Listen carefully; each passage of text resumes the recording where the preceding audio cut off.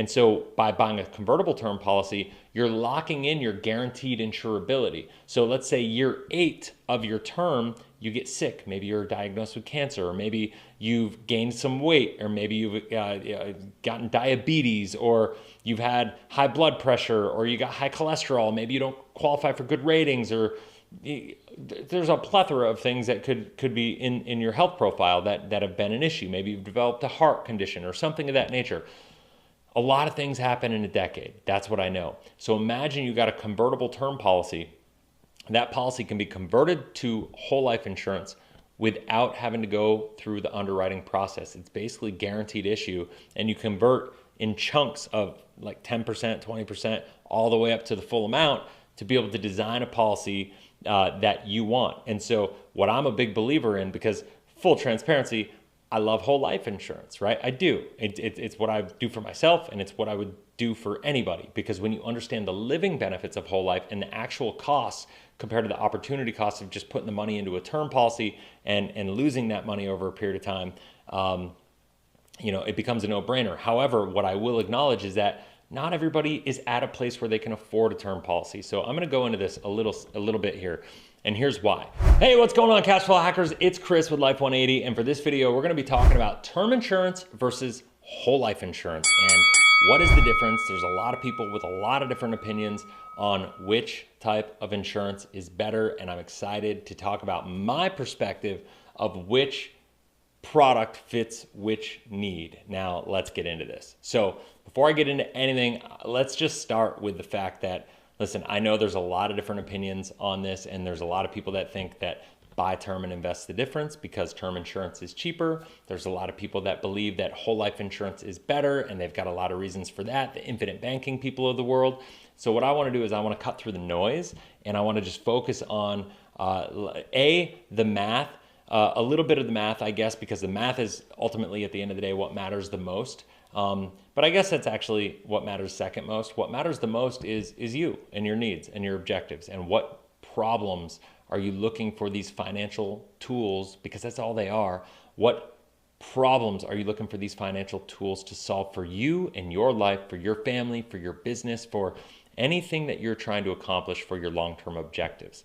And what I know is that we always have to be thinking long-term. And it's when we think short-term that we make emotional and poor decisions. And so what I'm going to be doing in this video is covering an overview of term life insurance and an overview of whole life insurance, right? So if we cover both of those and you understand what both of them are, then I've done my job. So if you have any questions as I'm going through this, make sure you comment in the comment section below. If you haven't already, make sure you subscribe, hit the bell, that way you get notified every time I launch a new video. I'm launching videos literally 7 days a week, 2 times a day, short content, long content, and it's all around the spectrum of personal finance, real estate investing, life insurance, different financial tools to help you achieve and create the life that you love. So that is what this is all about. So now let's get into term insurance. What is term insurance? Term insurance is simply exactly what it sounds. It is an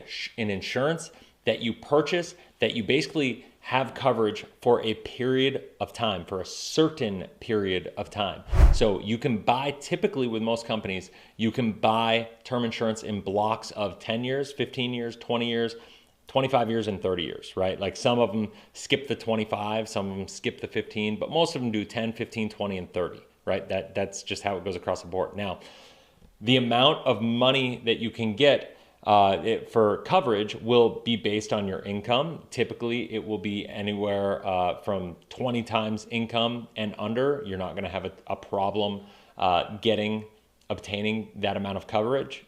If you happen to make a lot of money, sometimes it could be challenging. If you're older, then it could be you qualify for a smaller percentage of income depending on what your financials look like.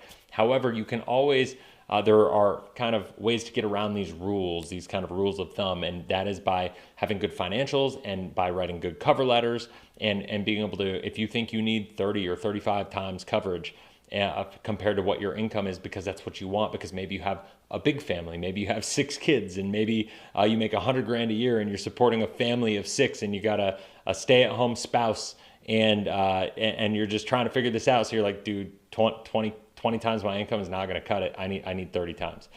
You write a good cover letter, and if it makes sense to the insurance company, they will cover you, right? Now, it's important to understand that term life insurance is the cheapest form of life insurance in the industry. Actuarially speaking, there's a reason it's the cheapest form of coverage in the industry, is because there's less benefits.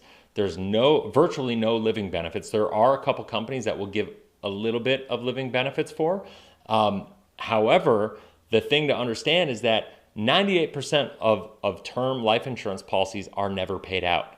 98% are never paid out. So what does that mean? If you were to go and get a term life insurance policy for $1 million, and you were to pay, let's just call it $1,000 a year over 10 years, that means you spent $10,000 and you have nothing to show for it. So the opportunity cost of that $1,000 is pretty significant, right? Like, I mean, I guess there's worse things, but for what I know is that $1,000 is more, sadly, than most families are saving every single year. If you just look at the statistics, it's kind of a really depressing statistic to look at. And so when you look at term policies, just know that you're buying it for a period of time.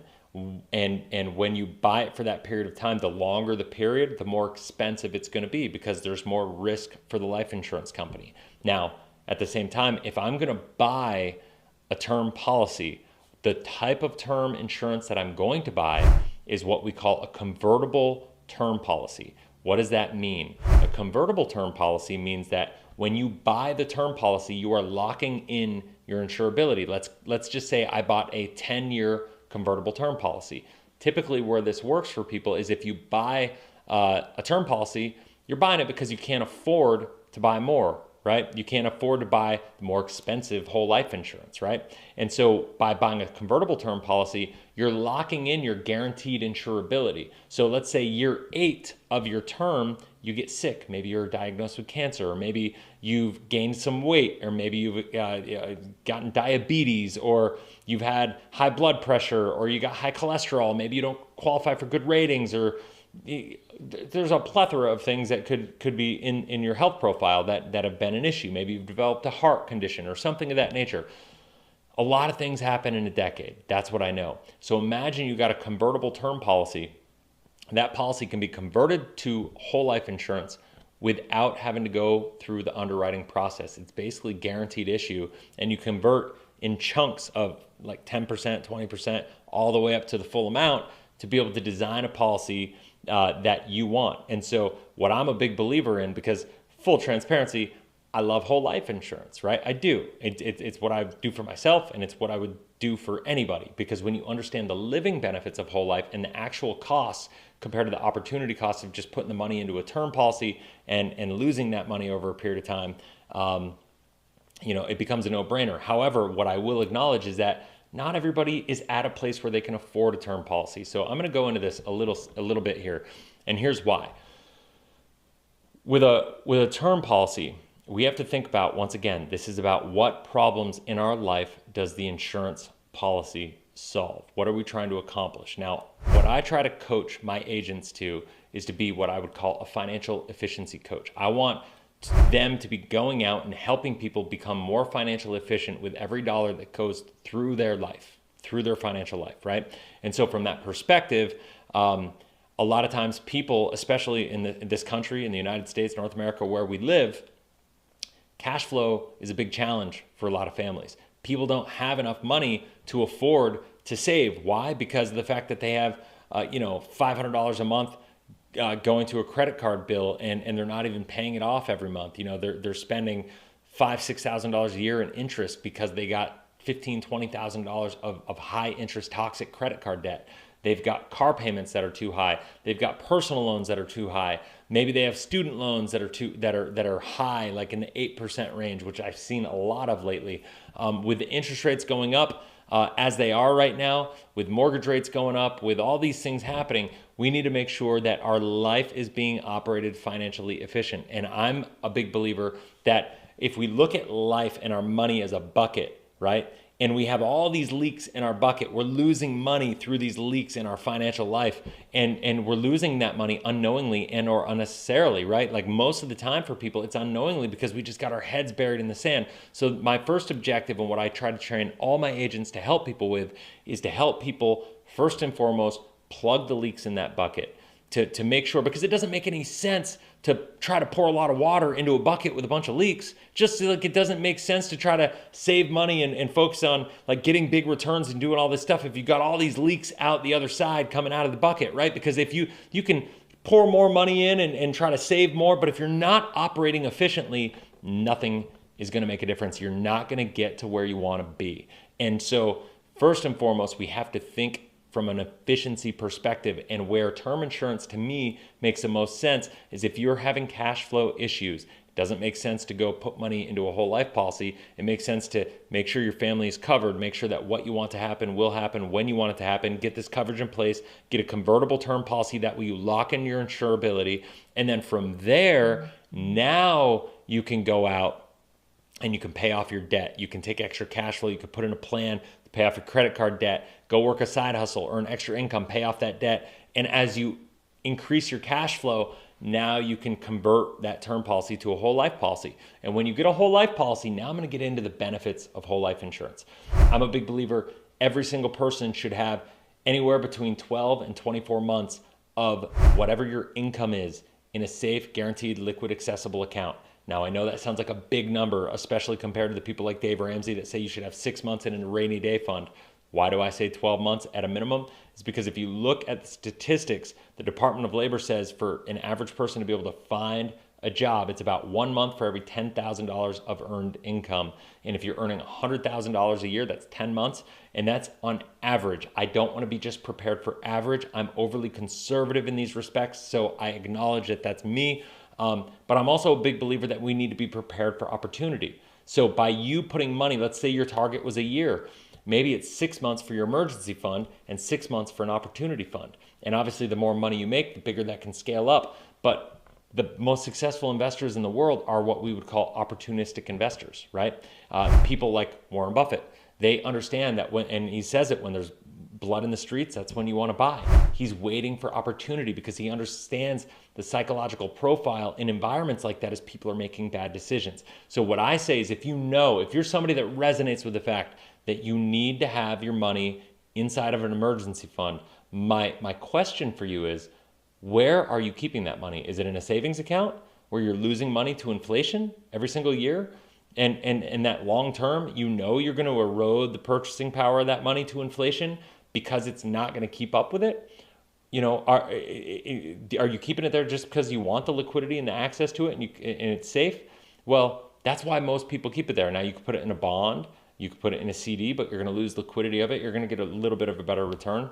But you could go put it into a whole life policy and you're going to have better liquidity of it. You're going to beat inflation over a decade period, which is pretty astounding to think about. You're going to have better returns in a bond. You're going to have better returns in a CD, and you're going to have better liquidity. So the fact that a lot of people think whole life is bad when it outperforms bonds and CDs and you have better liquidity and it's guaranteed, and these insurance companies have been doing this for 170 years and they've never once missed a dividend payment. Not once, right? Think about that. That's mind blowing, right? Not once have they missed a dividend payment. And so if that's the case, we have to look at what function do we want this financial tool to play in our life. If it's just the insurance, then maybe term insurance is just for you. I would still encourage getting the convertible term to make sure that if something happens to you, you make sure your insurability is locked in. Now, I would also encourage you to think, what do you want your legacy to look like? What do you want the next generation to look like? How do you want to handle your retirement years? The one thing that's beautiful about whole life insurance as well is that when you're in your retirement years, the cash value and the dividends that it produces can be a great volatility buffer because we don't know how the market is gonna act when you're in retirement. Let's say you retire today, 2 to 3 years from now, we could be singing a completely different song. The market could be going through a total tailspin. If you had bought a whole life insurance policy 20 years ago and had it all set up, guess what? You could be utilizing that money while the rest of your assets are negatively performing. You could use the guaranteed money that's going to do well in these hard economic times to allow the other portions of your portfolio to recover, because let's face it, they're going to recover. The worst thing that you can do in down years is to liquidate negatively performing assets, which in retirement, you know what that means? That means taking income from your portfolio when it's had a down year. That's the worst thing you could possibly do. But most people in retirement are forced to do it because they're on fixed incomes and they have no choice. And so you have to look at the full spectrum view. You have to look at the picture, from a 360-degree perspective, all the ins and outs as far as what you're looking to accomplish, what your needs are, what your wants are. And when you really break it down, there's no financial tool in the world that's going to be able to get you where you want to go better than whole life insurance. And while people say it's expensive and they say it's a bad investment, I'll tell you it's a bad investment because it's not an investment at all. It's not going to get the returns of an investment, but guess what? You don't have the risks that you have for an investment. It fits more closely the profile of a savings account, but it's ultimately a savings account on steroids that gives you the ability to have your dollar perform more than one function. It's going to get you the savings, the growth, the hedge to inflation, the life insurance is going to be covered in there, and you're going to have living benefits. If you become critically, chronically, or terminally ill, you're going to have access to a portion of your death benefit while you're alive, which for me is a huge deal because I'm a big believer in alternative medicines.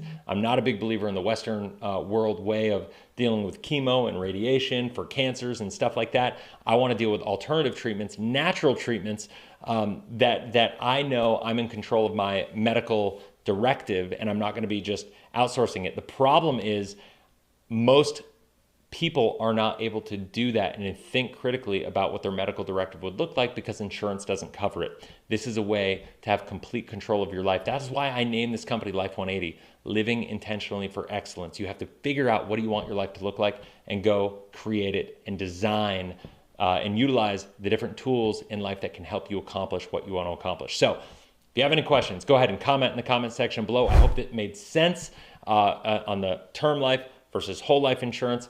Comment in the comment section below if you have any questions at all. If you haven't already, make sure you smash that subscribe button, hit the bell, that way you get notified every time I launch a new video. Until next time, have a blessed, inspirational day. We'll talk soon. See ya.